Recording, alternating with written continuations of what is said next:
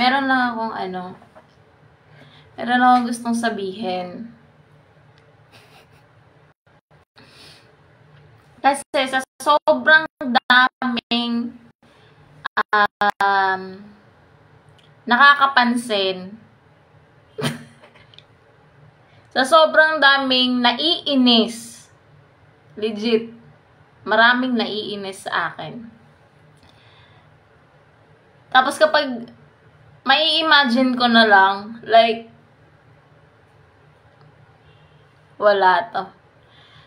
Alam mo, uulit-ulitin ko aaminin ko din. Sa totoo lang.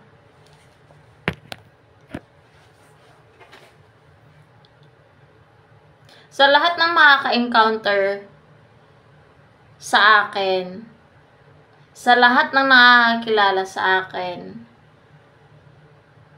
inaamin ko po talaga. Inaamin ko po na hindi talaga ako mabait. Hindi po talaga ako mabait. To be honest po, hindi po talaga ako mabait. Kung sa palagay nyo, mukha po akong mabait, nagkakamali po kayo. Hindi po talaga ako mabait. Masamang tao po ako. Legit, masamang tao po talaga ako. Mabait ako kapag gusto ko. Kapag gusto ko lang. Kapag gusto ko lang. May kailangan man ako wala, mabait ako kapag gusto ko lang. Ayan. Malinaw na po ba yun? Ito, ipapublic ko to ipapublic ko to. Kasi gusto ko lang ma-aware yung lahat ng taong nakaka-encounter sa akin, lahat ng taong nakakilala sa akin, hindi po talaga ako mabait. Mukha lang tong mabait. Mukha lang. Legit, mukha lang ako mabait. Pero demonyo po ako. Demonyo talaga yung nandito sa utak ko. Legit. Mukha lang tong mabait.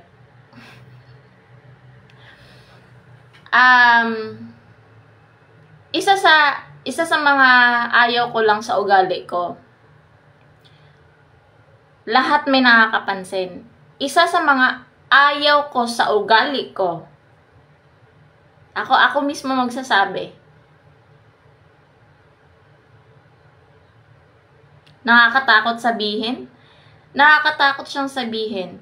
Kasi kapag sinabi ko kasi na ganito, ganyan yung ugali ko, mas lalong, ewan ko na lang talaga, mas lalong lalayuan mo ko.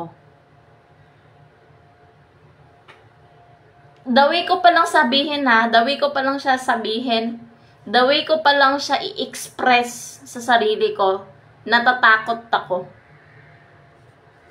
Ganon siya. Ganon siya ka-worse yung ugali ko. Tapos,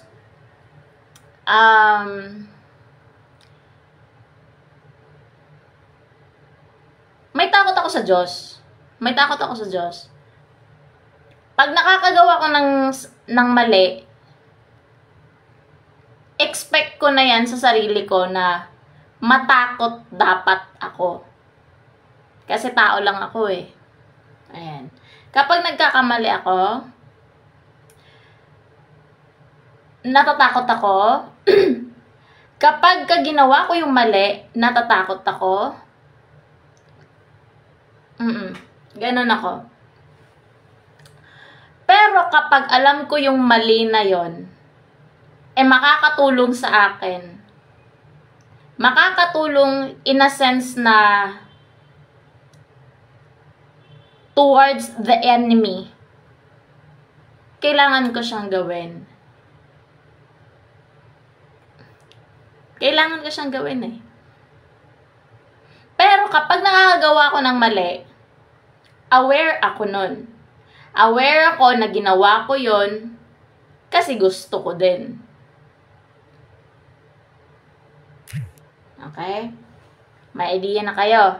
Ayan. Pasensya na kung may mga tao akong talagang hindi nagagawa ng mabuti kasi deserve po nila yon. Kung sa palagay ko sa sarili ko, hindi ko deserve yon, deserve po nila yon. Nakakatakot mag-share ng ugali ko kasi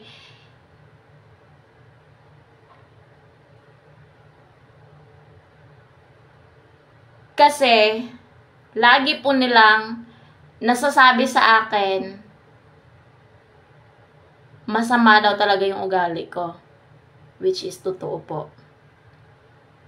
Hindi po talaga maganda yung ugali ko.